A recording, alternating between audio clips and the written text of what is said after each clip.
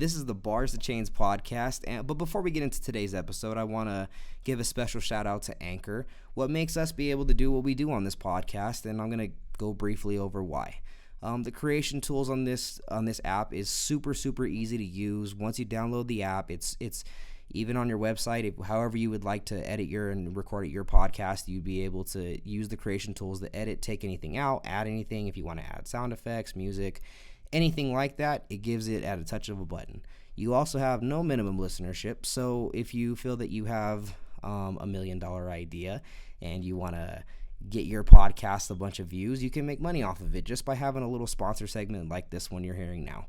And the distribution tools on it as well.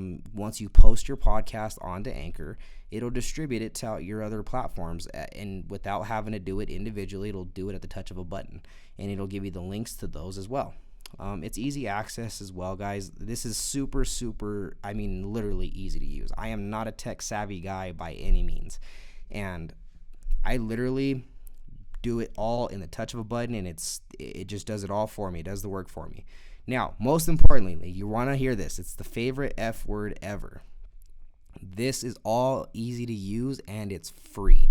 All you literally have to do if you want to have any sort of income back from it is just have a sponsor segment, and even if you choose not to, you can still use it, and it'll work for you. Now, if you plan to start a podcast, make sure you use this. It's something you don't want to miss, and make sure you give them a shout out, as they will always reach back out to you too. They have an awesome following on their social media pages, so make sure you tag them when you post your episodes. Thank you guys so much. We love you all, and enjoy today's episode. Welcome back to the Bars to Chains podcast, where I have Jay Salas in studio today. So just to kind of give you guys a little bit of a special sneak peek, this is one of the most awesome interviews we've had in a really long time.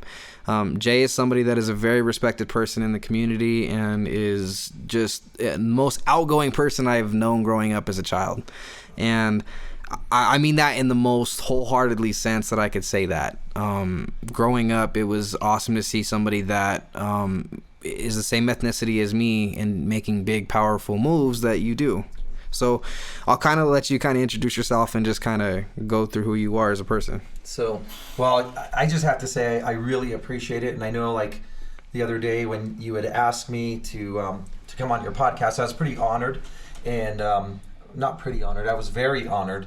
And then, a couple times you posted on social media and tagged me in it that, we have this extraordinary interview. So I kind of feel like you built me up to this big old thing. And I hope that I live up to at least a portion of what you built up to. So, but anyway, my name's Jay Suavecito Salas. A lot of people know me, as Suavecito, my nickname.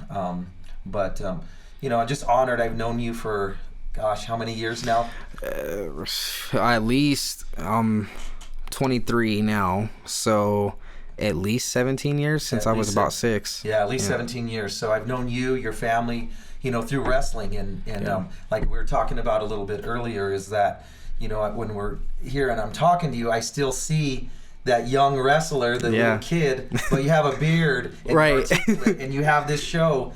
So it's really cool. It's so much of an honor to be here, and I never really thought that I was gonna be anything to inspire people, but apparently people do always tell me, they're like, you've helped me out in my life. I listen to you, and I think that's in general. I think most people don't realize who's watching. They're when you are out there and you put yourself out there, whether you're a dad and there's other kids, like how we met. You and my son wrestled together. I didn't know you were watching me. I didn't know you ever even paid attention, other than I'm Santana's dad. But I think we all have a social responsibility when you really think about, especially as people of color, minorities.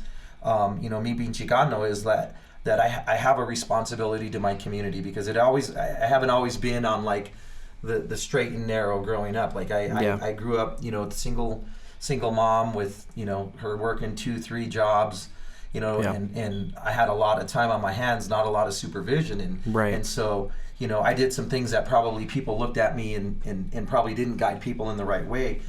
but I knew, growing up that I was going to change that dynamic. I knew, that this wasn't the life that I wanted. And I was thinking, there's somehow, some way I'm going to get out of, this situation, growing up in, also domestic violence and just a lot of other negative things around me, that I was going to get out of it. And I didn't know how, but some way I was going to do it. And I think, having said that, the point is that, I think we all have some kind of responsibility that we carry with us, especially as minorities, to really show a different path, because oftentimes we, society has put ceilings on us, roadblocks. Even ourselves, we put these roadblocks on ourselves. And I think that one of the biggest things that I can takeaways or things that I can say is, we have to break those mental chains of slavery, because we carry those with us. I think, oftentimes we limit ourselves too, and we have to, even as an adult, I've been very blessed to have made a lot of really good decisions. I've had people that have intervened in my life at different points that have really been mentors to me and have allowed me to, live my best life, really. And, but one of the things that, I think about 2 weeks ago, I even posted on my Facebook that, sometimes I even have to do a check to say, are you limiting yourself? Are you not shooting for the stars? Are you shooting, too low? Yeah. And so, there's a lot of times, even at this stage in my life, I mean, I just turned 49 last week. Right. Of course, I know I don't look a day past 20. Right. But with that being said, I always have to remind myself that don't ever cut yourself short, because the only ceiling, the only limits that you have are the ones that you put on yourself. Right. And that, I think that's one of the biggest things that I can impress on people, and young people, and even as adults, like people my age, is oftentimes we have those limitations, and sometimes it's experiences, society, upbringing, even being a person of color, that we've been relegated to be sometimes second-class citizens. And so really just breaking those chains and making sure that we don't sell ourselves short, because truly, if there's one thing that my mom used to always tell me is you can be anything that you want to be. And even though there were a lot of limitations, because I felt like, man, she says that, but I think one of the things when I was bused as a kid from one neighborhood to a more affluent white neighborhood is that I didn't see those other kids going through the shit that I went through growing up. And I was thinking, my mom says that I can be whatever I want to be, but is that just jargon? Is that just something that you say? Because I feel like, man, I'm not starting off at the same point that a lot of my white counterparts started off with. And so I felt like, man, like I'm racing, a 5-mile race, and they already have like a 2-mile lead on me when we're starting the game. Right. And so, I mean, that was one of the things that I always struggled with. But then, my grandfather used to always tell me, he would always say that, yes, there's racism. Yes, there's this. Everybody, it doesn't matter what color you are, there's obstacles in your life and in front of you.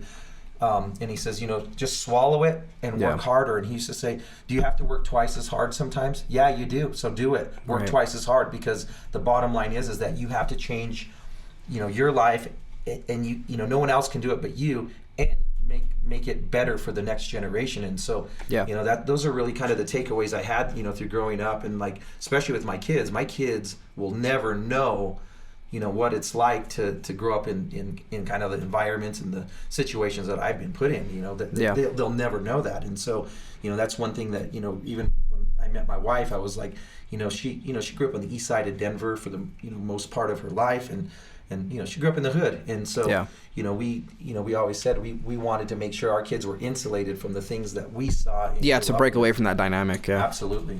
And so, like, I mean, and where I kind of revere towards, like, where we were talking about, like, idolizing you as a kid, like, the reason why is because, I mean, even with the shirt that you're wearing, which in Gospel Gear, I remember having the most basic singlets ever, and, like, it was the weirdest thing ever to feel like you were like it was almost kind of like being the kid of Michael Jordan when you're wearing Jordans.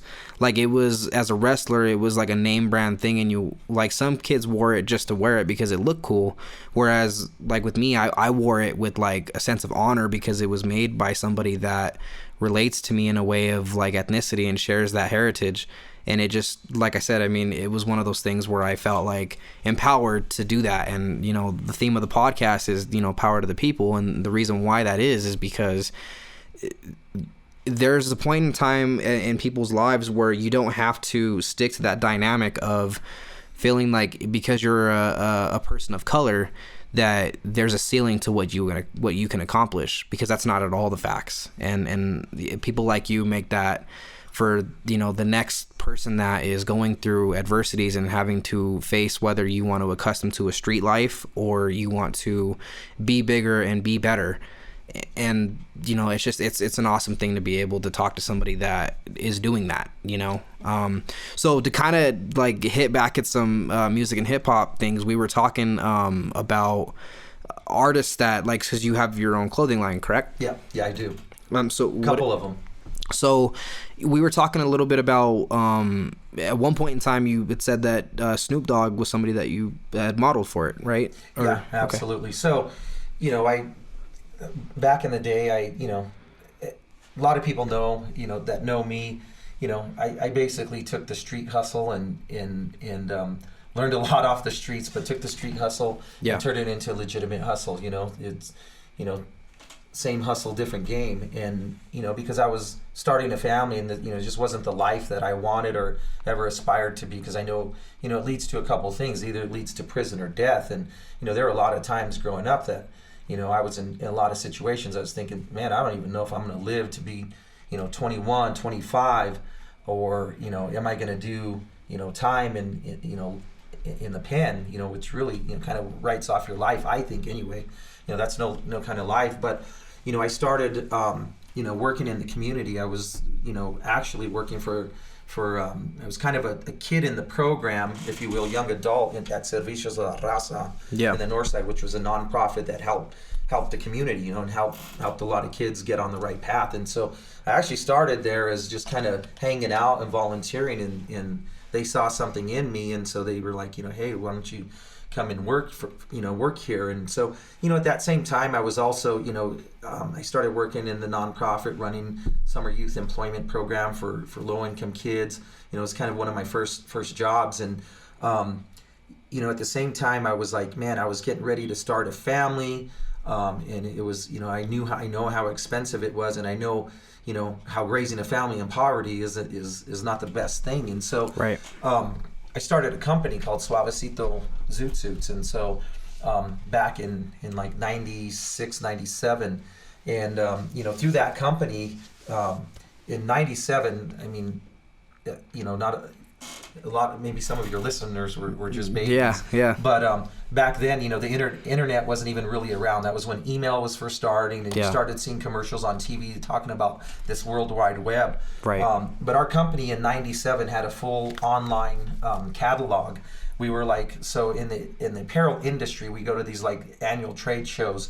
And so our company has been revered by like even the, you know, the clothing industry, like even the big moguls in the clothing industry is like, you know, we were like the first company to have a full online catalog. And back then there were only companies like Macy's had a one-page informational website. Yeah. We had multi-page. People still had to call our toll-free number and order, but, you know, kind of gets, you know, that's kind of how I got started in the apparel industry as an owner. And, you know, during that time, we started, you know, booking big names like Snoop Dogg. We did all his outfits for MTV Video Music Awards. I did 50 Cent when he won all of these awards. I did his outfit. I've done Garth Brooks, Reba McEntire, like all different types of genres of music. Tommy Lee from Motley Crue. Yeah. So I've just, the Eagles. You said Garth Brooks as well, right? Garth Brooks, yeah. I've done Garth Brooks. Also, if you look up on YouTube, I don't know how many people know who David Bowie is, but he's a huge musician. He passed away, unfortunately, a few years back, but we outfitted David Bowie for years.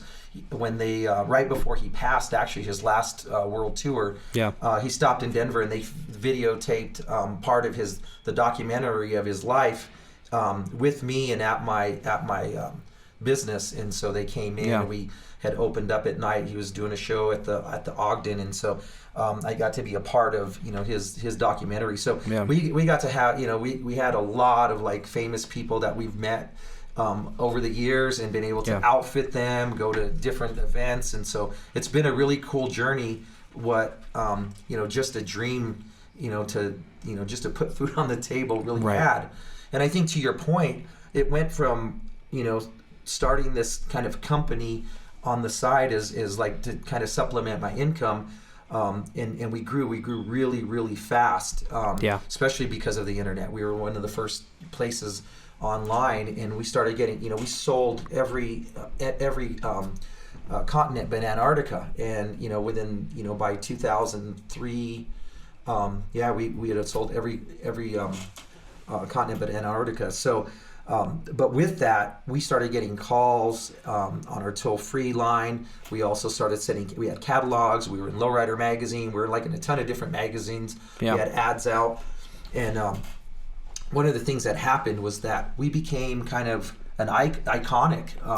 We became really tight with a lot of musicians like Cypress Hill. We still are really cool with them. Booyah Tribe. But there were a lot of, especially Latino hip hop artists. Baby Bash, Mr. Capone. I'm still really cool with all of them. But we kind of became like, there were quite a few of us that were together, that worked together, that became kind of iconic with the Latino community. And even within our own community, people used to come down to my shop when I had it on the north side on Tejon, and then we moved over to the west side on Santa Fe. But people would come from all over. We had kids that were on spring break, and their parents were like, our kid, we offered to take him anywhere for spring break. They wanted to come to Denver just to come into your shop and to see it, check it out, and buy some stuff for spring break. And so we really, people used to say, hey, we're living our dreams through you because you're one of us. We knew you. You came from the hood. You came from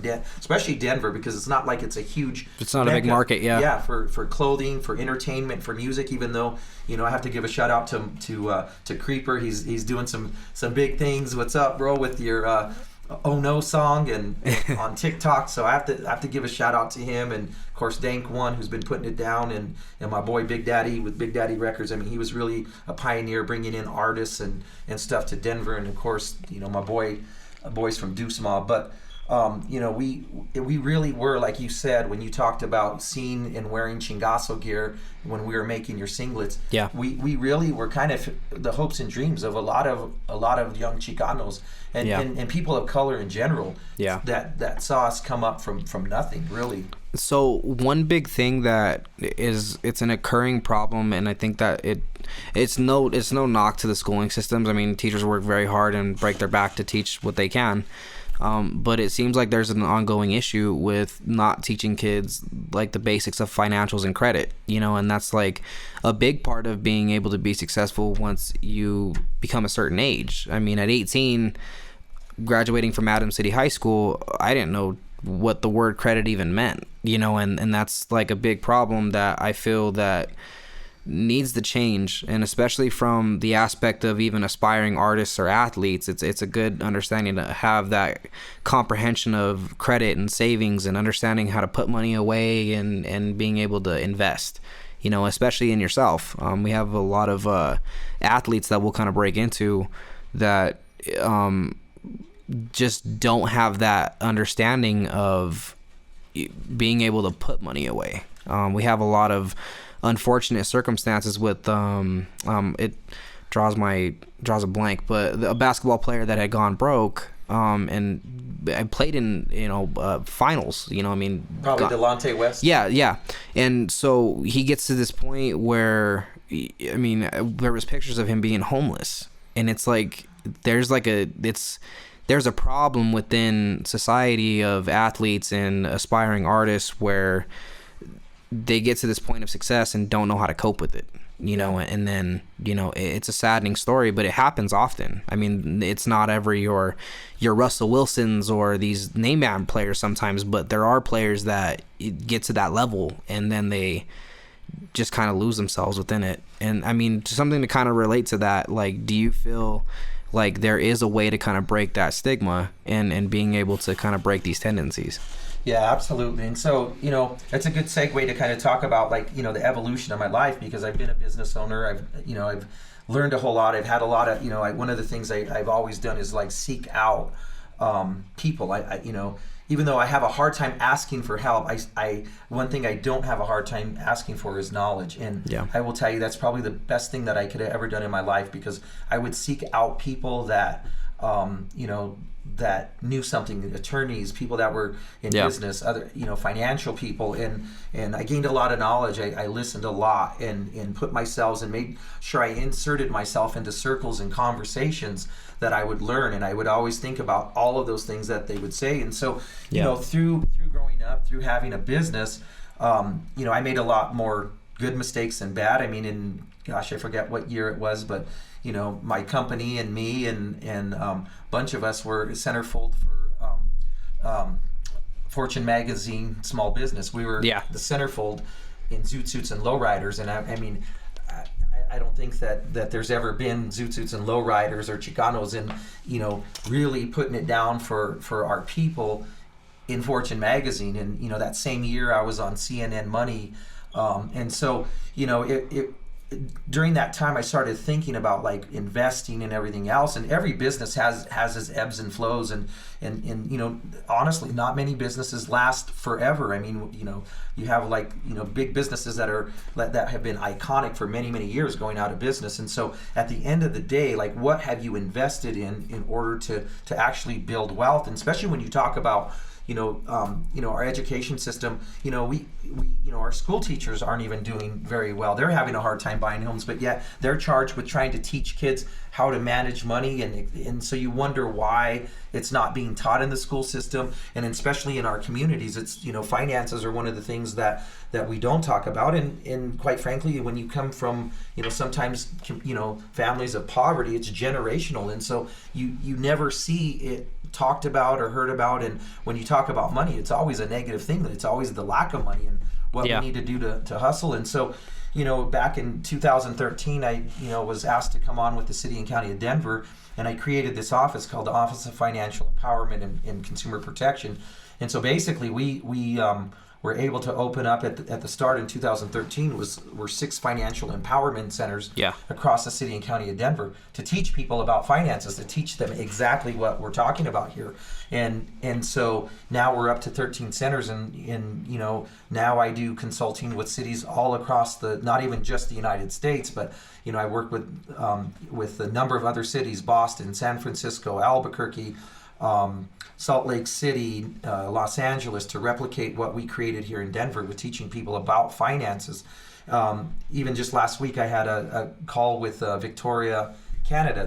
The city of Victoria called us, and so they're trying to replicate the things that we're doing here in Denver. But so that was kind of my next journey in life is really teaching people about finances and really what the importance of it is. And it's not about how much you make, because I think you made a really good point, is that over almost 75% of NFL players within 4 years of retirement are bankrupt. Over half of lotto winners are in financial distress within 5 years after winning the lotto. And it's not because they don't have the money, it's because they don't know how to manage those finances and they don't know how to invest. So it brings up a really good point. And even and I think earlier, before we started recording, we talked about everybody knows what hood rich means.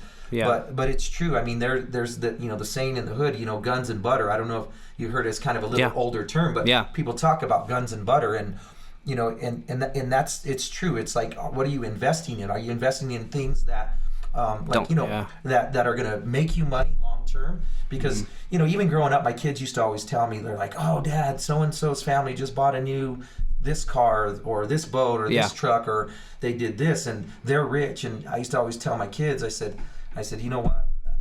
I'm not sure they're rich. I think, to me, what it looks like is it's a lot of debt. Right. And in a few years, those things are not going to be worth. They're things that go down in value. Yeah. And I used to tell my kids, I'm going to invest in things that at some point, when I pass on, you guys are going to have wealth. And I said, it's a difference. Even being rich and being wealthy are two different things. Yeah. And I want to build wealth. I want to build generational wealth so that, it continues to grow generation after generation.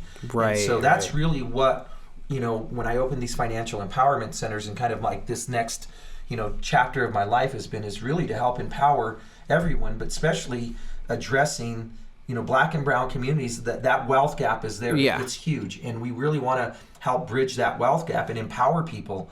And it gets back to breaking, a lot of it is starting off with breaking those mental chains and taking down that ceiling that we have on ourselves. Yeah, and that's exactly I know what you're talking about in terms of it just being like there's a lot more to bridge that gap in terms of it just like having that common knowledge, and it starts with the schooling systems, and it starts with learning that. And it's not like for anyone that like schooling systems shouldn't teach kids, if you have the ability to, as a father, to teach them credit and savings and how to manage money and how to invest into things, like it's a big thing, but it would be a helpful thing for schooling systems to be able to administrate that, and I'm hoping that in the near future, I've heard of schools already kind of teaching that, so I'm hoping that becomes like a regular thing. I know they have finance classes, and in high school you're like, you may end up being that kid where it's like, I'd rather have team sports or something like that, but it's a good thing to mention to your kids of like, hey, do they have a finance class? Take that class. Yeah, absolutely.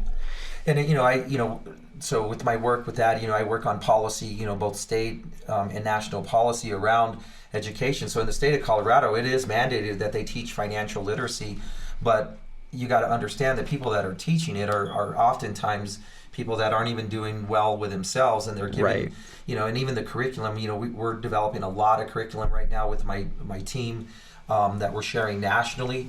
Because, the other thing, too, is that the school system, what it does is it teaches you how to be a worker bee. It teaches you how to be an employee for someone else. Like you graduate, maybe go to college, get a degree, and go work for someone. Or, and that's, or go into the trades and you work for someone. And so, that's one of the things that, I don't know, I think, growing up, like I always listened to my, to my parents or elders or whoever was around me. But honestly, I don't like taking orders. I like to do my own thing. I like to be creative. And so, the schooling system teaches you how to be almost a servant and work for someone else. Yeah. We're working with the school systems to really say, how can we teach people to be entrepreneurs, to do their own thing? And quite frankly, you don't have to be have a college degree. You don't have, it's not about how much money you make necessarily. It matters of how you invest that money, how you invest those dollars. Well, and I can relate to that heavy because, like I said earlier in the podcast, that I went to Adams City High School, and over there they're not really teaching much about financials or trying to teach kids to. And in certain courses they do, but when I was there, and maybe things are different now, but the financial class, which I think it might have just been called financial, was an elective. So it wasn't anything that was like, you're required to take this course in order to graduate. And too many of those problems exist where, a 17-year-old or starting in high school, 14 to 17-year-old kid isn't going to take that. I know I didn't, it wasn't on the top of my priority list to learn how to budget myself or learn what credit means or learn how to create a savings account or how to invest into stocks or how to, play the upper hand in life and not work for somebody, and it kind of starts from the top, and it hurts that kids that get out of high school think that if you're an athlete, that if you didn't make it to D1, D2, or D3, then it wasn't worth pursuing. And that's not at all the truth. There's more value in using your athletics to being able to further your education rather than feeling like you have to either be a pro athlete or you didn't succeed. Because I relate to that heavy in terms of my senior year of high school for wrestling. I broke my ribs and didn't go to state or anything like that. And despite the fact that I was projected to place and all that thing, and then I was already looking at college and what colleges I wanted to wrestle at, and nobody really had shown me that it was like there's more to going to school for different reasons than just for participating in sports. And before that, I mean, I went to a high school where a lot of kids were shooting for D1 and D2 scholarships, and just a lot of it became like, I felt like I didn't amount to something because I couldn't finish pursuing that or didn't have the accolades to do it. And so I kind of put myself in a hole where I didn't value still going to school and pursuing these careers. And it put me a couple years back, but I am glad that, I mean, if the other side of the coin would have been, I would have went to college and went for the wrong reasons in terms of just wanting athletics and maybe getting a degree that wouldn't have done anything for me, you know? So it's definitely one of those things when I have kids, then I'll, you know, use as a reference if they decide to pursue athletics and stuff like that. Then, you know, I learned it firsthand, you know, watching friends and stuff like that go to college for the wrong reasons, not learn certain things and not being able to take away certain stuff from getting your education, as opposed to, you know, you can still have fun and do sports in college and still do the same things. Absolutely. And I think, you know, just on the subject of athletics, I mean, I think athletics are super important. You know, if it weren't for athletics, I probably, you know, that was probably one of the saving graces that got me through school and everything else. But just the mindset, especially wrestling, as you know, I have a huge love for MMA and wrestling. I mean, that's like my love. I love it. And so, you know, when you think about like what athletics teaches you, it's a mindset, and it's a mindset that you need, you know. And I'll tell you, growing up, my mom used to always tell me, you know, second place was the first loser.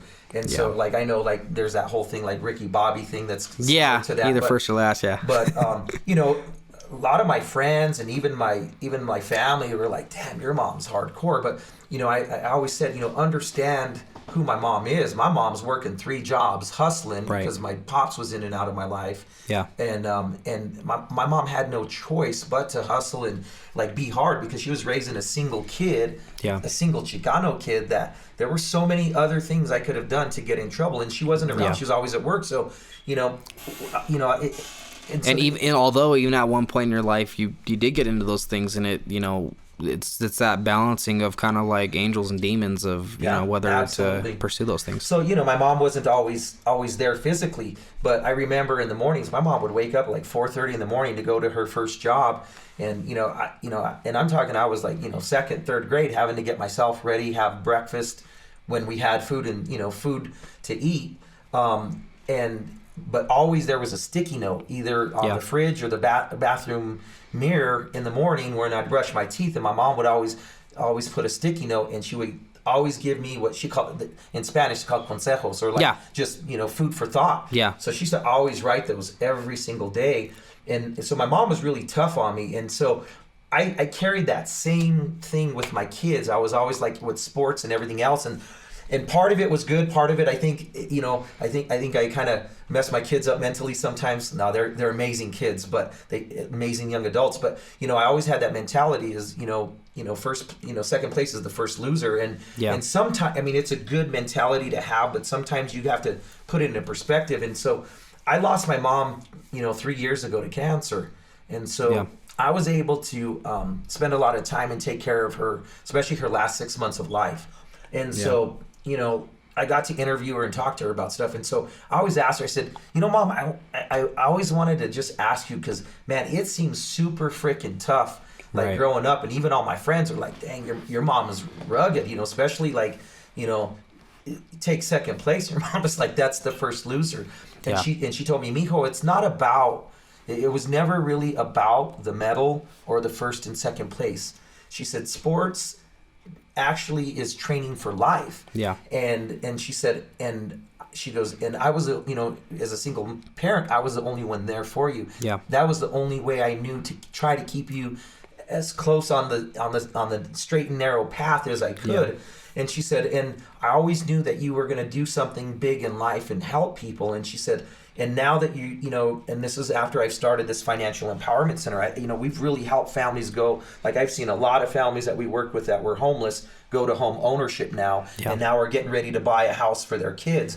And she said, you know, the work that you're doing right now, if you take second place, families go hungry, people go on the streets, like people become homeless. And she said, so let me just tell you, if you take second place now, the consequences are so bad for these families that you have no choice. She goes, I was just preparing you for life and for whatever you did. And look at you now. You take first place. You and your team and the people that you work with take first place every day because you're helping families. Because second place, you can't take second place because you know the conditions for people are so bad. And so, you know, I think, you know, when you think about sports, like, it is a training ground for other things. No matter how competitive you are, or how, you know, if you're a state place or a state winner, or you go on to D1 or whatever, or even the pros, I think, you know, you always have to think, you know, I always think about, like, even like now I speak all across the country in front of, like, you know, thousands of people at you know, sometimes in you know, large venues. And so, you know, people say, do you get nervous? And I'm like, yeah, kind of. But you know what I always do is I always run through my old wrestling, like, pre-warm-up. Yeah. And I think about it, and I'm like, if I can go out there in a singlet that, like, shows everything, every nook and cranny on your body, and you're out there and it's only you and another dude that wants to beat your ass. Right. And if you can handle that, you can handle speaking in front of this crowd. So and that's the thing is on sports, you know, in everything I do. And that's kind of like, as far as the relatability to that is, it makes complete sense to me, because it also teaches that when you do win, you've been there. Yep. You know, you don't, like, a lot of people, it kind of seems like, and it does affect certain athletes in a negative way, even with winning, because they don't know how to cope with it, and it, like, you have to make a big old parade out of a small win or something like that, you know. And it's a good thing that, you know, in the sense of taking away your victories and understanding that there's more to it might have been a win in the battle, but it didn't win the war yet. Absolutely. You know, and understanding there's still more work to do, even though, you know, you can celebrate small victories, and it's a good thing to do that, because you want to have good confidence and not feel like you're still not doing enough. But you can channel that into a positive energy to kind of keep it like a machine, you know. Absolutely. And that's exactly how I view what you do, which is, you know, it seems like you have a great ability to be able to appreciate everything, but also still keep that motor going, even, you know, as age progresses and father time continues to pass. You know, it's always in you to be a champion, you know, and that's awesome. So I have a question for you. Have you ever been like, you know, you prepared, you worked hard, you cut weight all week, and, like, you're feeling good though, you're feeling like you're going to go in and dominate, and you wrestle someone that maybe you feel like you're a little bit better wrestler, and all of a sudden you get caught and you get stuck. You know, you get pinned. It ever happened to you? Yeah. So, I want to say yes. So, okay. So it is a shout out to that athlete, because I don't know if I follow him on handles, but so he's actually wrestling. If he's still there, he's still at Duke. But so I was undefeated all the way up until I had met the Mitch Feinsilvers. Oh, so, Feinsilver brothers. Yep. So, and I've heard of that name at that time, and I was like, I was kind of always not necessarily the cocky kid, but I did carry myself in a way that I felt like I could beat anybody. Yeah. Even if they were nationally ranked, state ranked, anything. And so that was something that happened, and that whole season I had kind of ran through people, and I think maybe I had like one or two matches that came down to decision, but up until that point I was already kind of looking towards state and looking at, well, let's see who's in the region and who I would see, and at a tournament, and I can't really, it might have been the Smoky Hill Invitational, but yeah, so I ran into him at a tournament, and I want to say it was the semifinals, and I didn't know this guy. I mean, I was like, he's from Cherry Creek, so they tend to be good, so let's see how it goes. And I mean, I think I went out there and got stuck in like 20 seconds. Like, I mean, it was quick, and it was one of those ass whoopings that I was like, what the hell just happened? Yep. You know what I mean? Like, It was really like it didn't register to me that, like, I'm not undefeated anymore. Yeah. And it kind of brought me back down to earth. And that was the same season that kind of prepared me for future wrestling, and went on to go win I like a national medal in the summer for the summer duels up in Disney. And it was like, but I can wholeheartedly thank that person for that, because without that like coming back down to reality, I would have probably went on that whole season and lost on a bigger platform. And I think it's a good point, because, you know, wrestling or any sport teaches you humility, right, and how you deal with it. And I think in life, well, especially combat sports, you know, when you're out there one-on-one, there is no team to say this person, you know, missed a read or missed a call, whatever. Right. With wrestling, it's you. Combat sports is you and someone else, and so it's all on you. And so I've had a lot of those moments, both on the mat, but even in life, where I'm just like, wow, I just got pinned or stuck, or I just got my ass served to me. And it bothered me quite a bit, because I was always with that mentality of second place was the first loser. So I had to work through things in life, and I think one of the things that I tell people all the time, and I even tell my kids, is that I never take an L. And people people talk about never an L, never an L. The only L I take is a learn. Right. And so I either do two things in life. I either win or I learn. That's the only L I take, is learn. Because and sometimes I'll even be honest, like if I lose the battle, I'm still in the war. I never lose sight of winning the war. And so but I don't necessarily lose the battle. It's usually a learn. My losses are really good learning experiences, because it makes me it's good for humility. Humility is always really good. Being humble is probably one of the best traits that a person could have, is to be humble but yet be confident. And so to your audience and everyone else, I think everything in life, even when you talk about being successful and setting yourself up for long-term success, is always is just never be afraid to lose. Don't be afraid to lose. I hate losing. People ask me, like, are you afraid to lose? I'm not afraid to lose. I'm not afraid to go out there and try something new or challenge myself. I hate losing, though. So that's why I bust my ass, because I hate the feeling of losing. But like I told people, I said, even when I lose, it's really some of my, they're not really losses. I consider that, I chalk them up as a learning experience. And as long as you do that and you learn from those losses, sometimes those are those losses or those learning moments are your biggest wins in life. And so I think throughout life, a lot of people also are afraid to go out there and challenge themselves, because it's something new, something that they have never done. And so I think a lot of times, like the different things I've done in my life, I've tried music, like I'm actually on the DL. I was just gonna bring that up. You were talking when we set up this interview, you were talking about possibly putting together your own home studio. Yeah, and so I'm working with, and I'll go ahead and throw it out there, Simons Carter, who produces Baby Bash, Capone, like all kinds of artists. Him and I are working now. We've laid down a couple tracks. So that's awesome. But it's something like, am I a musician? No, by no stretch of the imagination. But it's something that I'm interested. I want to try, and I'm not afraid to do it. I'm not afraid to go out there, put myself out there. Is it going to be good? I don't know. We'll see. But I know I'm going to have fun doing it, and I just don't want to ever live my life with the regret of not doing something, because I think that's the worst thing. I think when you think about dreams and hopes and life, like the worst thing I want to die with is saying, what if, or I wish I would have done that. Like I live my life every day 100%. Like there's no boundaries, and sometimes my wife is like, oh, you need to have a little more boundaries in your life. But I live life to the fullest, and I try new things. Well, and you only get it once, and that's a lot of people kind of take that for granted, and I think that kind of ties in a lot of what we're talking about here is, these athletes kind of see the ceiling, and they finally get out of that environment of having to go through poverty and go through every hoop imaginable. And although, like, from a team standpoint, I'm not a big LeBron James fan, but I do respect everything that he does, because he carries himself with the mentality of, like, it's still not done. Yeah. And I mean, all the stuff that he did for the schools out in Akron and just really looking out for the little guy is just, it's an aspirational thing, because I always view people like that with the mentality of, like, that guy can retire today and be set for life and never turn back, and even generations after be set.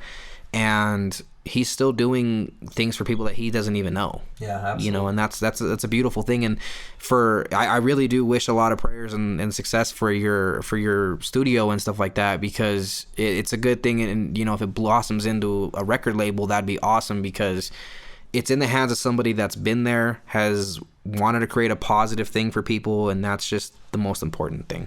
Yeah. I just reflecting, just back on my life. I mean, there were times in my life where, like, like now, I told you, I speak in front of a lot of different, crowds and fans, well, not fans, but maybe some of them are fans. Yeah. Like today, they're fans of yours. Right, yeah. So hopefully I make them fans of mine. But, when I was a kid, there was one, I'd be remiss to talk about this, but there was one key point in my life, I remember I was probably 3rd or 4th grade in Boy Scouts, and so I always get choked up when I talk about this, even to this day. And I'm not like a super emotional person when it comes to it. But I was in Boy Scouts, and I had won this award, and so we were supposed to get this pin. And so my dad and mom were kind of always off and on. My dad had been around like the week before that. Yeah, in and out. Yeah. And so anyway, I was supposed to get this pin. The parents were supposed to be there for the award. Well, the night before, it was like a Wednesday night, and like Tuesday, without, and I'm not trying to bash my parents, because they, my dad's an amazing father now. We've come back together. He's an amazing grandfather and everything else. So it's not to call anyone out. Yeah. It's just the fact of the matter is it's what happened. Yeah. It is what it is. And so, they had a scuffle the night before, and I remember the night of the event, my mom got off of work, and we were supposed to go to the event at the school, and my mom was like, hey, I can't. My mom had bruises on her face, and my mom was like, hey, I don't know if I can. I'm like, Mom, just put makeup on your face, just cover it up like you have to. My mom had this little, bottle of foundation. She was using a Q-tip to like scrape the last little bit out. And I'm like, and she was like, well, I don't even have enough. And I'm like, well, let's go to the store and buy some more. And like, this is a big deal to me. Yeah. And I remember my mom, she's like, well, we don't have money to buy any more makeup. Like, and so I remember that night I was not, I ended up going to this thing by myself, and it was heartbreaking,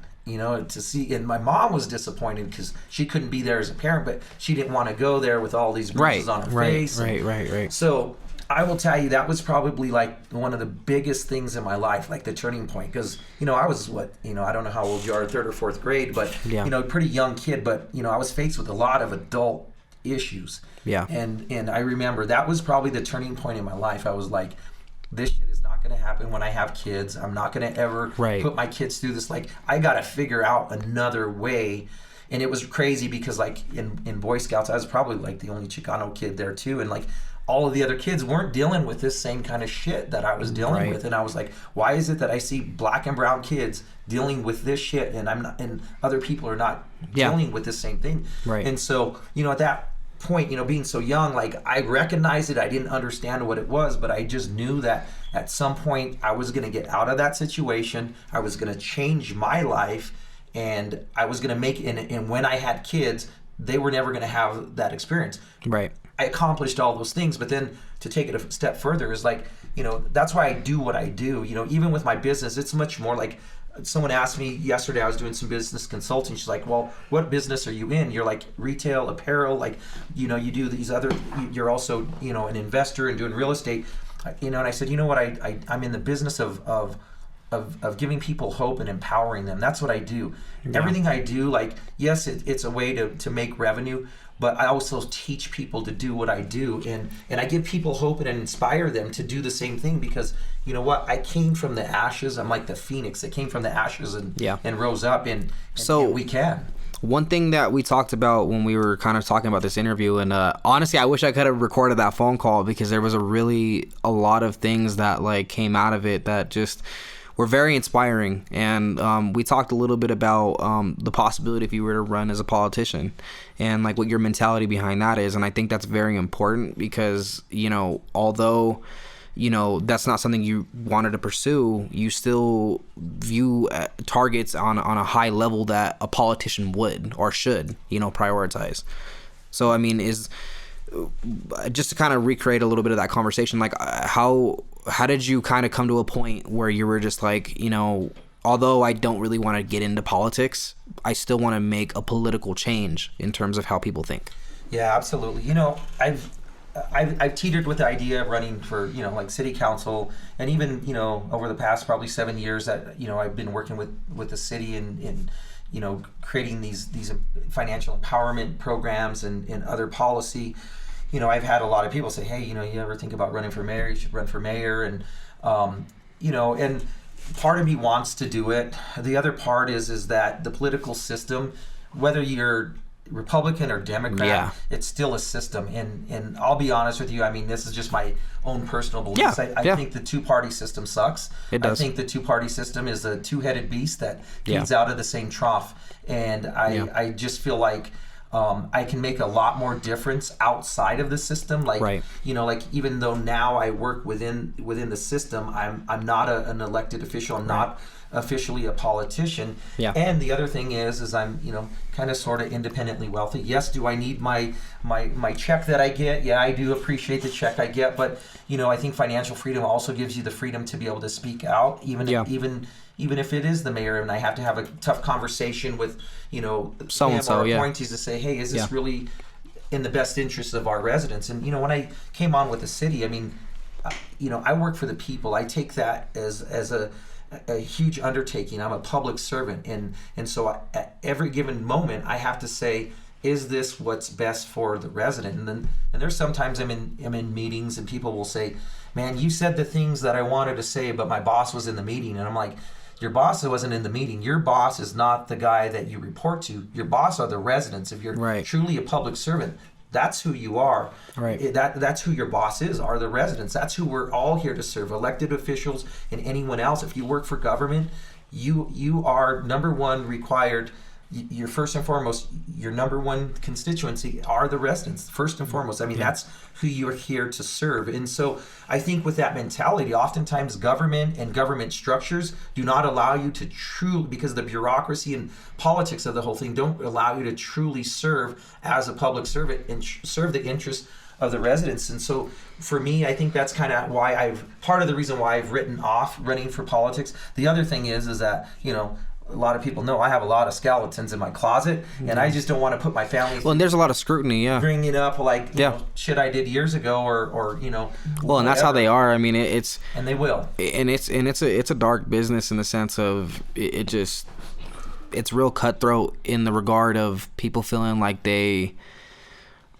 I mean, once you enter that lifestyle, you pretty much anything you've ever done, especially with social media nowadays, like anything you've ever done, it's out there. It is, it's hard to swallow that pill, and that's kind of respectable, because I mean, at some point in time, I mean, anybody else could view, oh, I want to be a politician because my name will be on everything, and even if some crazy stuff comes out about my family, I'm doing this for me, and there's selfish people out there that view that way, and that's awesome that you take it from a standpoint of like appreciating your family and understanding that it's not something you want to do for everything. Everything and I think it could be more outspoken and provide more change. I think about my wife and I invest. We have our small little foundation that we've created to help kids with scholarships. We do all kinds of stuff.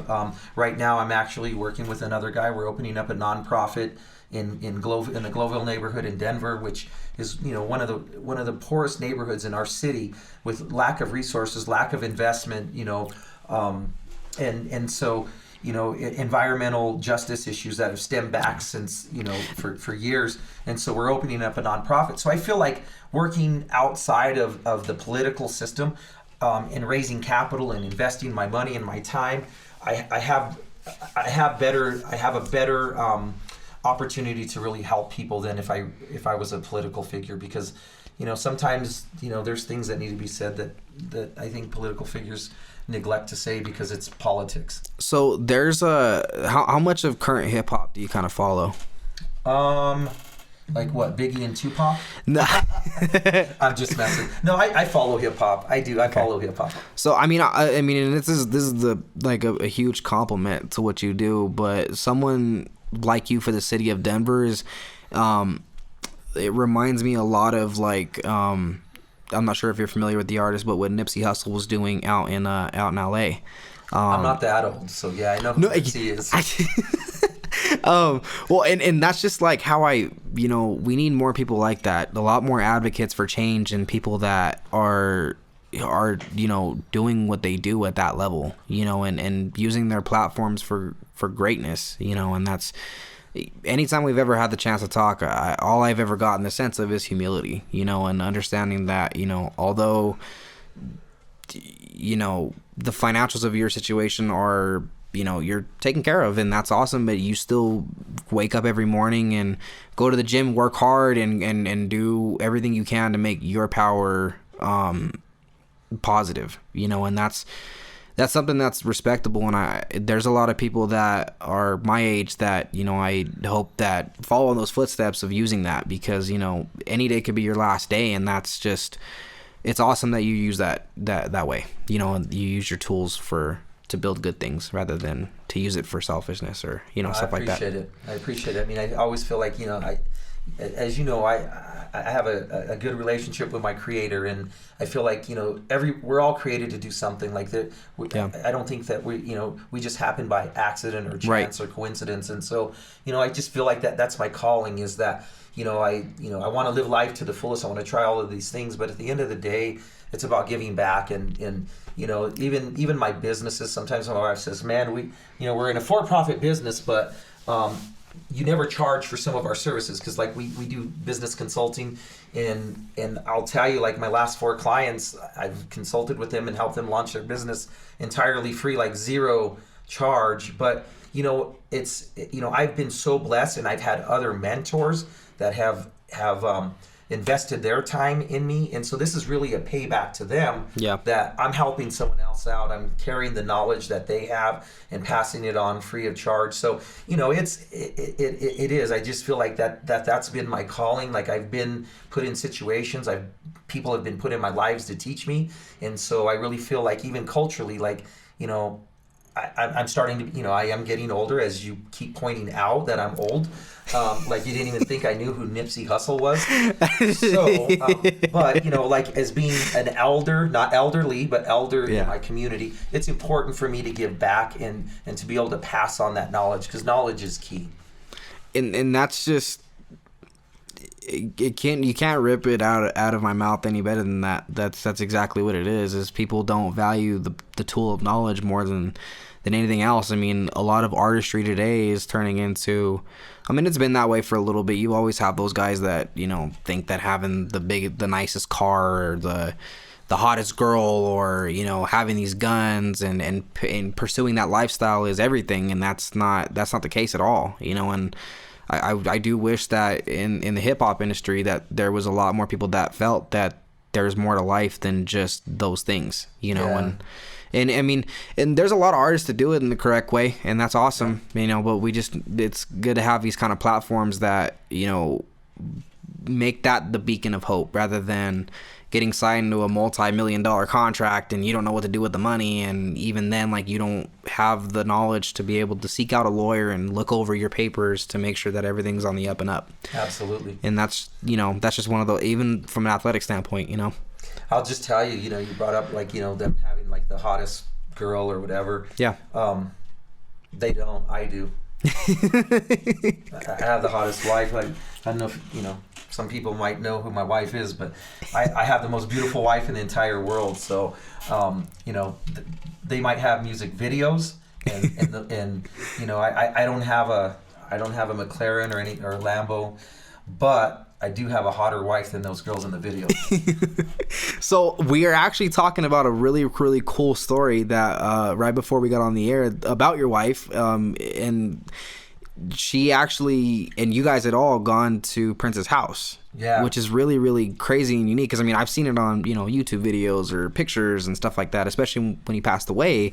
They kind of went through his house and showing what he was doing, and like his in-house studio, stuff like that. And they're like really kind of an intricate story and really cool story to maybe like the first time you went to Prince's house. Yeah. So, my wife is she's a communications major, so she's been involved in communications, but ultimately she's been this Prince fan since back in the early 80s. Just to abbreviate, she is the biggest Prince fan I've ever met. Just so you know, she is the biggest Prince fan that anyone could ever meet. But she's in communications. She also, had a radio show, and she MCs concerts and does all this stuff. But, it's kind of funny when you were talking about after Prince passed, and, they did all those documentaries. So there was one that's on, Reels, she's in the Reels documentary of Prince. And so, but yeah, we've been all over, like we've had the opportunity to, she knows, Prince's sister and brother, and knows a lot. We know a lot of the his former band members from the Revolution. But yeah, the first time she took me to Prince's house was pretty cool. We went through a tour and everything else, but not this past New Year's, but the New Year's before, right before COVID hit, we spent New Year's Eve at Prince's house, Paisley Park, and so a bunch of the artists that he produced, his family, and some of the artists from the Revolution and New Power Generation, the different bands that he played with, and even Third Eyed Girl, we were able to hang out and be a part of this private party for the All-Star Game when Prince played at the All-Star Game in Las Vegas quite a few years ago. It was we were out there front row at Prince's after show after the All-Star Game. We were hanging out with Tony Braxton and Clyde Drexler, like and a lot of and then after the concert we went to his restaurant, was 3121. It was I think he was in the Palms, so we got to hang out like after party with all the people from the All-Star Game and so we had a really so my wife being a huge Prince fan, being in media communications, and having her radio show and being able to, she's interviewed a lot of artists and everything else. We've got to do some really cool stuff. I got to go a lot of concerts and go backstage and meet artists because of her. So truly I ride her coattails on a lot of stuff, and honestly, like, she motivates me. Like, she does motivate me in life, and I kind of met my life partner a long time ago, and so we really motivate each other and complement each other. But yeah, she's really the I kind of like sometimes in the face of stuff, but she's really the rock and the power behind everything. Even when I'm at the gym the other day, I was like, man, I felt tired. I was like, hey, send me a cute pic. I didn't say like a nasty pic, like a cute pic. So she gave motivational picture. Motivational picture. So made me work harder, because I was about ready to leave after like 10 sets, and she was like, so then I ended up staying like an hour later, because I was like, man, I got to go home to that, so I got to look good. Right. So I better get all these sets in today. Yeah. And so it's probably, I would assume that it's probably an easy question, but did you guys meet Prince? Absolutely. Okay. We have not, like where we got to sit down and talk one-on-one. Unfortunately, like we never got to do that. We got to meet him. So it was kind of funny when we were at the All-Star Game, we're of course right up front, right against the stage. And so, my wife being the crazy person, and we've been to like shows everywhere right up front. And so he always recognized her at the shows and everything else. And so that's awesome. So anyway, he, after he played Purple Rain, he gave her a pick, and she got the tambourine. That's cool. And then he wiped his face with a towel, and then he went to go throw it to the crowd. Then he turns around, walks over to her, and hands it to her. And that's cool. But so we never really got to spend like one-on-one time with Prince, which I know my wife would have loved. She would have probably left me for him, but. Anyway, I'm glad we never got to spend that time, because I'd probably be single right now, or she'd be a widow. I hope that didn't sound bad about Prince, but no, in all seriousness though, but there was those interactions at like kind of these small gatherings, but I wish I would have been able to. He's a pretty interesting artist, and very political. If you know anything about Prince, it'd have been really cool to sit down with him. So to kind of make it like more lighthearted, like the way that kind of not necessarily how I know Prince, but like a funny sketch that they did was the Dave Chappelle sketch on Prince. And so did she kind of get like, did she get mad whenever she sees that, or is it kind of like funny, or both? Both? Yeah, okay. Both. So initially, I think she was. Anytime anyone clowns on Prince, you're like, what are they talking about? He's the best artist of all time. Yeah. He might be. Because see, there's artists that I defend like that, and I'm just like, okay, that was funny, but it's still my artist. It's still my artist. Exactly. That's how she was with him. But yeah, so even when I talk about, his death, I remember when he passed, like, it was crazy, because I got calls from tons of her friends and people, because when he actually passed, she was in a meeting, and so people are like, how's your wife? Is she okay? And I'm like, what are you talking about? Why? They're like, Prince just passed. And I was like, you're kidding me. Because I was actually in the middle of a meeting. I started getting all these texts and phone calls, and I'm like, what's going on?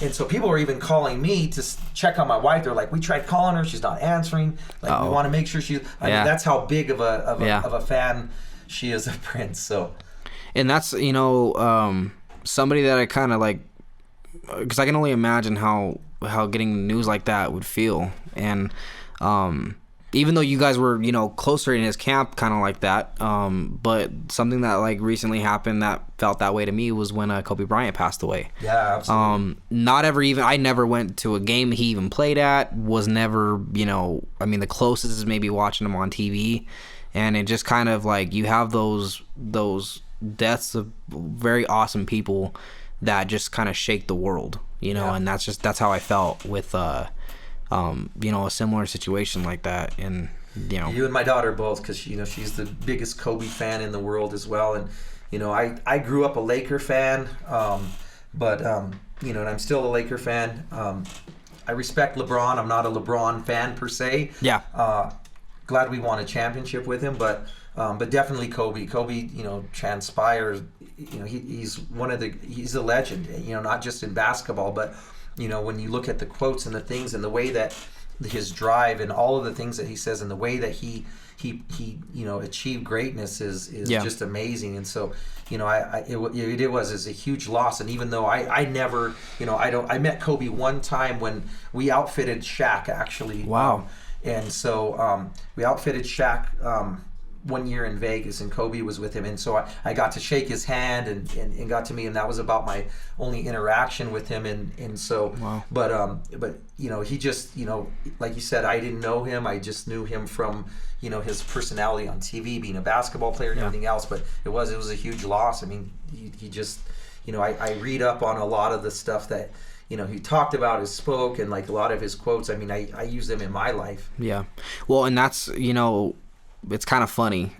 So whenever I'm on the treadmill, it's just kind of like something that like positive people, and that's kind of like the message of this podcast is power to the people, and that's like people like him very much emphasize that message, and just something that hits home to me, and it's like always doesn't even hesitate. It's just like an instinct in my head now is so when I'm on the treadmill and I'm really grinding and I get to that 24-minute mark and I'm like, God, I just want to get off this damn thing already. Like I hate cardio, if you haven't told. But so I get to the 24-minute mark, and at some point in time, I mean, I had already emphasized in my head of the Mamba mentality, and I refuse to like grab any handles. Like I'm just trucking at that 24 minutes, and as long as that 24 is on there, like I'm just all grind and gas and go, because like that's just how I feel, like in terms of like his power to the world was just so like unique, and it hits home to me because it's just like a tradition that, like, not even knowing the person or not even meeting him whatsoever, or like I said, as close to just seeing him on TV, it hits home in terms of that drive and dedication to want to be better. And anytime I go through anything in life, I tend to go to that mentality with the Mamba mentality, in terms of just pushing and persevering. Actually, today is the anniversary of and by the time you guys hear this, it'll be a week passed by, but of the so I coached over at Stewart Middle School, and had a back-to-back championship team, and like, so Stewart's colors are purple, and we decked them out in yellow socks and whatever they wanted to wear. It was the girls' team, so they wanted to wear yellow headbands or whatever, and that was kind of our mentality for the season at that point. And was Mamba mentality. Yeah, and that was just it was such a unique experience, and I kind of got a little teary-eyed before I came in today, because the video of us having a 24-second moment of silence, and like having the speech of rest in peace to those that were in that fatal accident, and it just like kind of feeling like it just still kind of is there in terms of wanting those kids to just continue to work hard and continue doing big things in life, because a lot of those girls, every coach is biased towards the ones that they teach up, but a lot of those girls I can definitely see growing up to being college athletes and accomplishing huge things, and it's just it's important to use that platform, especially when you're in a coaching situation, to Absolutely. just teach them, that wins and losses aren't everything, and that there's more to basketball. Because a lot of them, when we had the banquet at the end of the year, we're like, well, that was awesome that we just did all that, and people kind of got taken back by, like, usually as a coach you're like celebratory because we actually set records at that school, and we were like, your guys' journey isn't done yet. Like, you guys have only hit the tip of the iceberg. There's a lot more to athletics. I mean, you guys are going to go through high school, and those of you that you continue to work are going to go through college. Like, you guys, I try to lay the groundwork for you guys to just understand that grind, but there's definitely more to it. And as you guys grow older, you guys will understand that having that Mamba mentality is the biggest thing of evolutionizing your game to the next level. And it carries into adulthood, and that's the most important thing to me.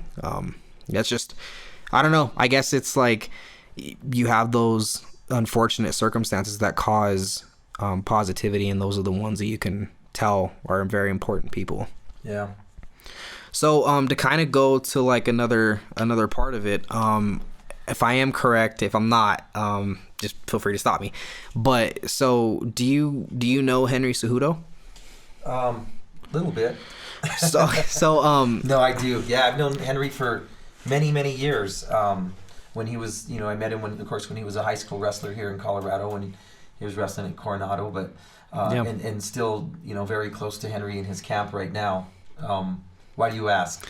Well, so because I had kind of heard of the myth and the legend of Henry Cejudo as a younger athlete, so it kind of like was, I think it like his most the recent fight that he fought and announced retirement in, it never registered to me that he was actually this like super dominant athlete. Like, I mean, just another one of those people that would carry the Mamba mentality, like if I'm correct though, like never faced a loss, right? Or is that? Yeah, so I'll talk to you a little bit about Henry, because Henry's super special to me, because I knew him as a high school kid, watched him wrestle, and he was something special. Right. Henry came from, immigrant mom that came across, with her kids, and she came across the border with a coyote, someone that brought her over. Yeah. They lived in poverty. I mean, if you even Google on YouTube, like, there's I think Adidas did some short commercials with Henry, which were super amazing, and it showed this old RV in a junkyard where him and his family lived. And so Henry had a really, really tough upbringing. Really came from poverty, but became he had the Mamba mentality, and like fast forward when Henry was trying out for the Olympics, and then he made the Olympic team. He was a resident in Colorado Springs. Him and his brother Angel was an amazing wrestler, his older brother Angel. So both of them were down in Colorado Springs, and I remember we became a part. So I just got to say, my family is part of Team Cejudo. We have been with him since the high school days, supported him ever since then. I actually made Henry's very first suit that he ever had after he won the Olympic gold medal and started getting called to be on the Oprah Winfrey Show and all these other television shows. He's like, I ain't got a suit to wear. But anyway, we did some fundraisers. I have to give a shout out to Frankie Sanchez, my boy here in Colorado, and his son Frankie Jr. Coco's been kicking buddy 6-0 after today and his senior year of wrestling. He took second last year at state, but I think he's going to do it this year. But Frankie brought me into the team. It was him. Of course, Captain Eric Alberacin. He was coaching down at the Olympic Training Center. He's Henry's coach, actually 2-time UFC Coach of the Year. And he's still with Henry. He's in Arizona. Lives with him, and Henry both live out there and train. But anyway, we were raising money for Henry to go to the Olympics, and we were at Red and Jerry's doing this fundraiser with my company Chingazo Gear and Henry, and we're raising money to send him and his family out to Beijing for the Olympics. And so it was really crazy, because I think at that time, I can't remember, but Henry was ranked like, I don't know, 40-something in the world. Yeah. So no one had ever really gave Henry, thought of Henry even a fair shot. A fair shot at winning, the Olympics. I mean, he was He wasn't even not on anybody's 20. radar. Yeah, No, none. And so it was interesting because we were talking about that, and so I was talking to Henry, and he was telling me, I'm going to bring home Olympic gold. He says, and he, you know, and we started talking a little bit about his story, about what his mom sacrificed in her life to be here in this country, to give her kids the opportunity for the American dream. And so long and short of it, you know, I was looking in Henry's eyes, and when we were driving home, I was like teary eyed, and my wife was like, what's going on with you? And I'm like, Henry's going to win the gold medal. And she's like, really, you think so? I said, no, I don't think so. I know so. And she goes, how do you know? I said, I saw it in his eyes. Like, you know, like, even as a coach, you could see it in your, like, when you're coaching, you know, when your kids are going to win. Like, it doesn't matter who they're facing. If it's good, bad, like, it's the best person. Like, you could see it in their eyes. Like, you know, they're going to win. It's that desire of, like, it doesn't matter what it takes, I'm going to get there. Yeah. And I saw that in Henry. And he says, I'm going to win this. And I told my wife, I said, he's going to win the gold. And sure enough, like, you know, he wrestled and won the gold. I forget what time it was here in the United States. Yeah. When he was in the Beijing Olympics, he won Olympic gold, and it was like, I remember getting the call. I think from Frankie called me and said, "Hey man, I just got a call from I think it was maybe Angel from Henry, called him and said, hey, you know, we just did this," and then it would aired later in the United States, but. He won, and that set his career off. And then I remember when he came back, he had all these different events that he was going to with his gold medal, and he was the youngest American to win U.S. wrestling gold, and you know, he just totally like dominated the field, and so I remember getting him his first suit so he can start doing all these interviews, and I knew from there his career was going to take off. And then you know, he decided that he wanted to go into MMA, and Frankie Sanchez, you know, kind of helped pave that pathway. Bobby Lashley too, who was, you know, in what they call fake wrestling, but also was in MMA. Yeah. Bobby was, you know, influential. And then of course he had Captain Eric Albarracin, who's still his coach today, who's considered, you know, the best coach in the UFC right now, is still with him. And so, you know, Henry struggled, you know, I mean, he did really good in, you know, transitioning to MMA, and then he met Mighty Mouse, you know, and fought for the title, and Mighty Mouse dismantled him. And then he went to a place called Neuroforce One, which is at a whole nother level in sports and MMA training down in Arizona. And so that's where my son Santana, he works for Neuroforce One, and you know, and then when Henry won the gold, I actually did this put on a wrestling camp out on the western slope of Colorado. And so, you know, out in Meeker, Colorado, and so we had like all of like Utah and Colorado out there. But so we've been along for the ride with Henry for years, and then it's kind of funny because now my son's out at, you know, working with MMA fighters and training. He's in pre-med to, you know, open up his own, you know, sports medicine clinic. But he's working under the you know, his the guy that he works for, their chief science officer, Andre Hicks. If you look him up, Andre was nominated as well, Eric got nominated for Coach of the Year by MMA, by UFC, and Andre was Trainer of the Year. And so Santana got to works underneath Andre, and so he got to work, you know, of course, with Henry, you know, down in Arizona, and a whole bunch and a slew of other fighters. So which as a little sneak peek, that is one of our guests coming in here soon is Santana Salas, so we'll have a that one will be very, very interesting, and I can get into a lot of stories with Santana on stuff that he's seen with these fighters firsthand, you know, and that's just, and all of this is just transpired from, you know, and, you know, really huge kudos and compliments to having an awesome father to teach him and guide him the right way into doing things like that.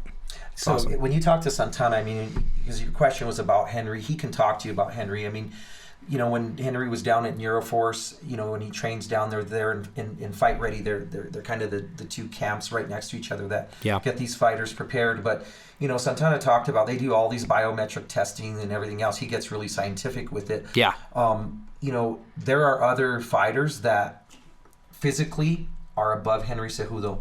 Mentally, there is not, mentally and heart-wise, there is not a fighter beyond Henry. When you look at even just like the biometric testing, he, of course, Henry's through the roof. There's other people that are even higher than him, but they don't have the success he does. Right. It is that when you talk about the Mamba mentality, there's a Cejudo mentality. Yeah. When he, and he's on Facebook, and I know a lot of people are ragging on him because he's talking about him being the best combat athlete of all time. He very well could be. He very well could be. And after he went to Neuroforce One, and after his loss to Mighty Mouse the first time, and then he came back and destroyed Mighty Mouse. Destroyed everybody in his path after that. He's just a different level, both physically, mentally, heart-wise. But Santana can talk to you a lot about Henry and how his camp is just at a whole nother level. Do you think that the retirement is set in stone, or you think we'll get a comeback? You know what? It's posturing. It's a because I've been hearing rumors of it. Yeah. Stunt. Henry doesn't get paid like none of the MMA fighters really, except for Conor and a few others, really get paid what they should. And so it's a way of Henry posturing, but believe me, he has a plan. It's part of honestly, like even the persona of bend the knee and all of that, like it's you have to stand out in a way of making money. And I know some people are like, that's not Henry, that's not who we like, and they kind of feel like he's being cocky and calling himself the best triple champ, triple C, because he's and that's the thing, is that there's a fine line difference between saying that you're the best at something when there are arguments to be made that you are, and opposed to calling out people you couldn't hang with. You know what I mean? Like that's why I not even knowing or meeting Henry Cejudo, like that was my biggest takeaway from him, is like I look at Conor, whereas like he's just, I could beat so and so knowing damn well he couldn't, and whereas with Henry it's just still raw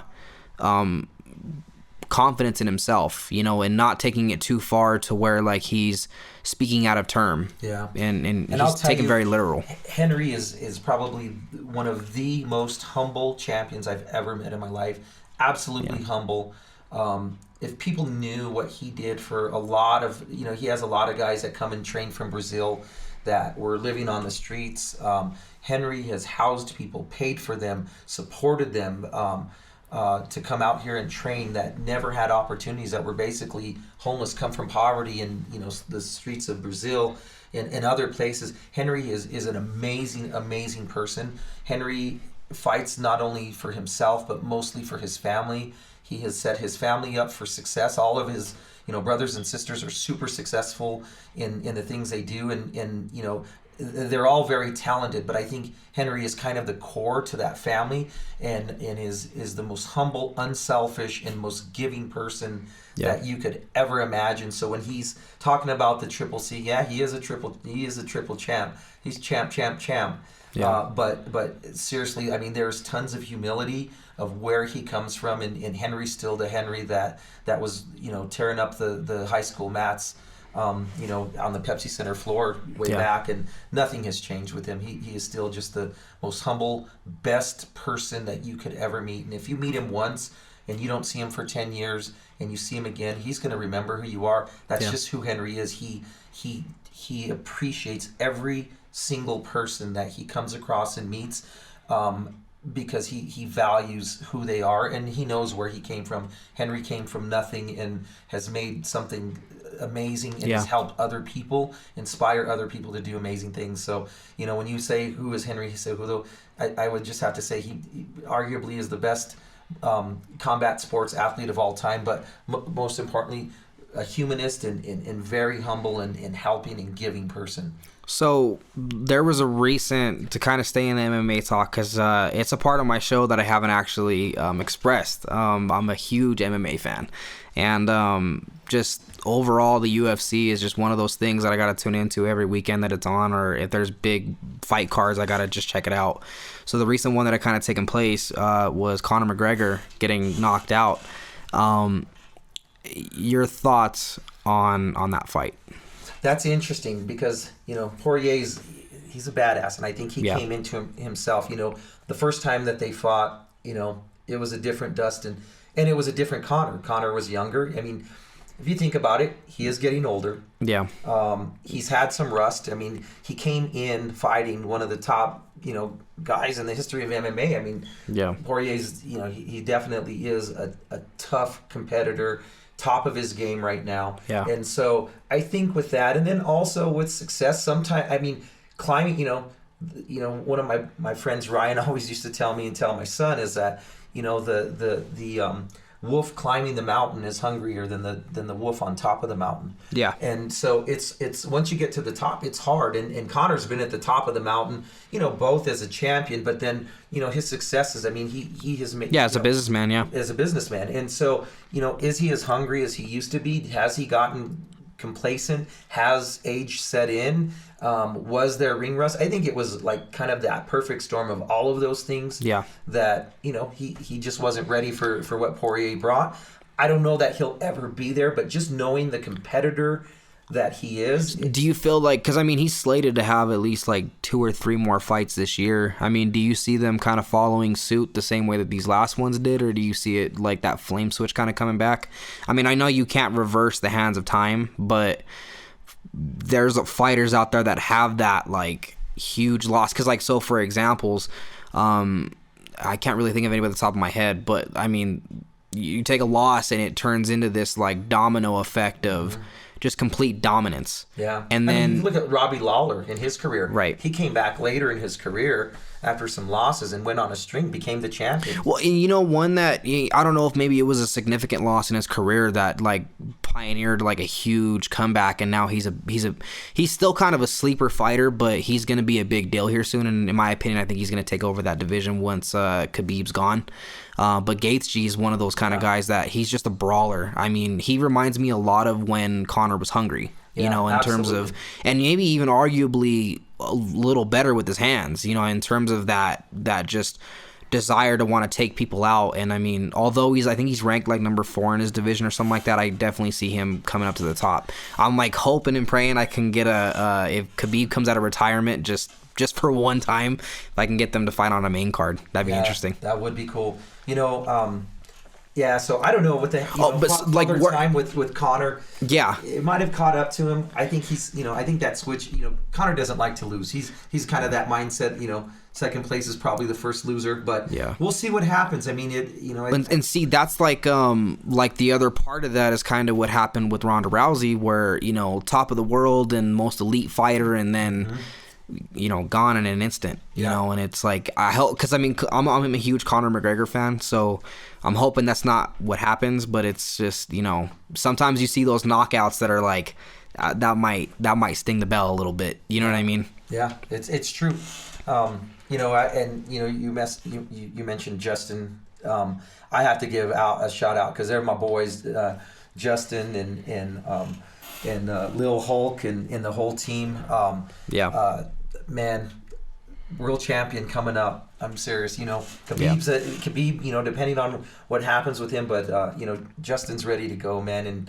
And I think you're probably going to be looking at the the next champ of that division.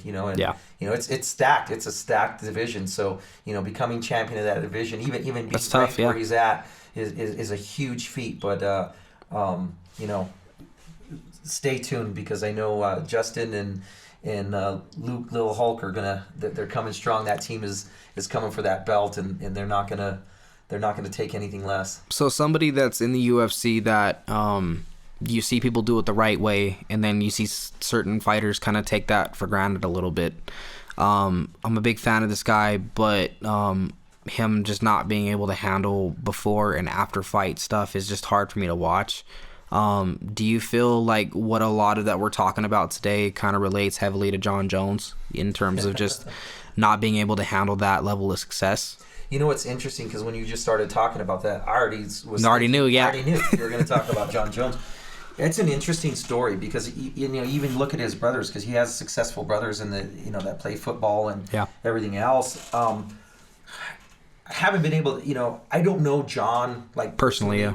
To really know what's going on. I don't know, Well, and the media only tells you a certain side of it, so that's why, I try not to harp on him too much, but it's just I mean, his build and his frame and his technique is I mean, it's arguably one of the best the UFC has ever seen. Absolutely. So it's like, it's hard for me to see somebody that could be, you know, in football, you always hear these conversations of the GOAT, and there's conversations that could have been had that he could have been that, you know. He still might be considered right. the GOAT. Like, right. If you really look at him, you know, but I don't know. It gets back to, I think he's his own worst enemy, and why, I don't know. I don't know him enough and know his life to say, but, you know, he's his own worst enemy. Like, seriously, like, he is like at a whole nother level, physically, mentally, than anyone else, and you know he's so dominant, but yet every time he reaches greatness, it seems like he backslides because of his own decisions that are not good. And he faces a different level of angels and demons that are outside of the podcast, which is, you know, substance abuse and stuff like that. That's hard to overcome, and especially like when, you know, I don't know, like I said, I don't know his backstory, I don't know where he came from, or, you know, how his come up,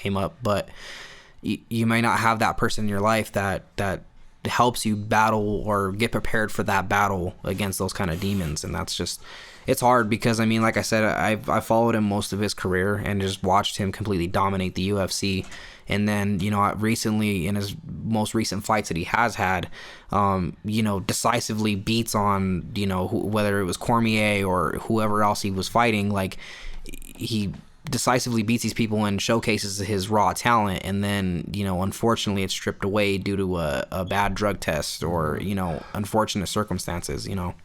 Yeah, and you know, I think he's two people because, you know, I have a lot of you know, I used to live in Albuquerque. I'm originally from New Mexico, but, you know, I have a lot of family out there, friends, and everyone that, you know, trains out there with him and knows him, and you know, the guy that, you know, he's out there on the streets, like doing really cool things, helping people. Really cool, humble guy, but then on the next time people see him, he's out there doing dirt on the streets, riding dirty, you know, and just involved with stuff, and so it's like two different people that, you know, and I think you talk about that, the angels and demons. I think, you know, I think he has this internal struggle and battle, you know, in and outside of the octagon, and, you know, and people that I know who know him that are close to him, you know, say that you know, there's kind of two John Joneses. You know? Well, and so my podcast is actually going to take a huge turn because lately we've been talking more football, basketball, and a little bit of hockey here and there, but it's going to turn into a little bit of some combat fun because I'm not sure, I would assume you know him, but so do you know Sean Mondragon? I know who he is. I don't know him. So he's a really, like, a childhood friend of mine, and he's fought at the MGM Grand. Like, he's, in my opinion, like, I know it's kind of a hometown thing, but I call him the king of the city because, like, he just he has that drive that's unmatched. And I mean, you see those Colorado athletes that they come out of nowhere and they make a huge splash because that drive is sometimes unmatched, you know, because it's the Colorado air. You know what I mean? Like, absolutely, that mile-high smog. Right. And so, you know, I'm kind of, he'll be coming in studio here soon, and I'm super excited to do the same thing with Santana. And, man, I'm blessed to be able to talk with these people because not only, you know, for entertainment purposes, it's really fun, but, you know, outside of that, like, just talking with you before, and even talking with Santana on the phone not too long ago, and Sean the same way, I have these, like, really super raw conversations with these people that just have it not necessarily all figured out, because nobody does, but, you know, has a different mindset than the normal person, you know, and just carries himself in an awesome way that should be mimicked, you know, in terms of it creates a drive. Well, I know you're talking to those people on the phone, but, you know, hold up a mirror, because, you know, shout out to you, man. Thank you. Know, doing great things. You've always been such an amazing person. I say kid because you're going to always be a kid to me, because you know, I'm old enough to be your dad. But, you know, I you know, same thing. I just, you know, I always have had nothing but respect for you. You know, I used to root for you, and it was even hard because sometimes, even though you didn't wrestle on the same team, I was either coaching against you or my son was on the opposite team. Yeah. Like, you know, deep down, I always rooted for you, even if it was against our kid. I was like, I want you to do good, but I can't say that loud because I'm coaching, you know, these kids. I might have to change shirts real quick. Yeah, exactly. So I've always had the utmost respect for you. Your family have always treated us, you know, more than just friends. Like I really have felt like we've been family, and it's been really cool to reconnect with. Sorry. No, you're good. No, you're all good. You're all good. But you reconnect with you on this platform, and to, like I said, to see you doing the things that you're doing, and just how intelligent you are, intellectual, and everything else. It's just honestly, it's super refreshing, because when we talk about like empowering people and leaders, like you're doing that. You're having real truthful conversations with people. You're reaching audiences, because you never, like you said you used to look up at to me because I was doing you were wearing my gear when you were wrestling and all that kind of stuff. Like, I never knew, but right now there are people out there that are taking something away from each one of your podcasts and the things that you're doing, and so they're looking at you. There's people now that 5, 10, 15 years from now might be saying, hey, Josiah, I want you on my podcast, because and they're going to tell you that, and you're going to be like, wow, really? I had that, kind of impact. You don't know, but who it is that you're touching. But the people that you're touching now, you're making a difference. People are obviously watching and following you. So kudos to you, and shout out to the things that you're doing, because same thing. I'm honored to be here with you and to hang out with you, because not only are you smart, but you're pretty cool too. So, actually, a little fun tidbit. I've actually, because the dads of the wrestling community always have that, like, they, spar against somebody's kid, or because you have coaches and stuff like that. You have to, like, if they didn't have a partner, then tag in. So you were on my to-do list for a really long time. So we'll have to. What do you want to do? Wrestle? Yeah. Okay. We'll have to set up old timers or something. Yeah, exactly. Yeah. I've been trying to get my dad to do it for some time. I went to the old timers tournament one time, but it's fun. Yeah, there's that tag team. Thing too, right? And so I was telling Santan, I said, shoot, man, you might get Pops back in his old shoes. Maybe we could do like a tag team and challenge other kids and dads. Well, and I was actually just gonna give you props. Really, like, transformation on your body and getting into shape, man. That's really awesome that you're out there working, and that's awesome. Yeah, I kind of fell off a little bit. I stopped. I hadn't been working out like I should and eating as healthy as I should, but it gets back to like me having that hot wife, and I'm just like, man, I better get my butt in shape. If nothing else for her, but no, I've really been, and then plus having a son that trains athletes for a living, it's really hard, especially like for my birthday.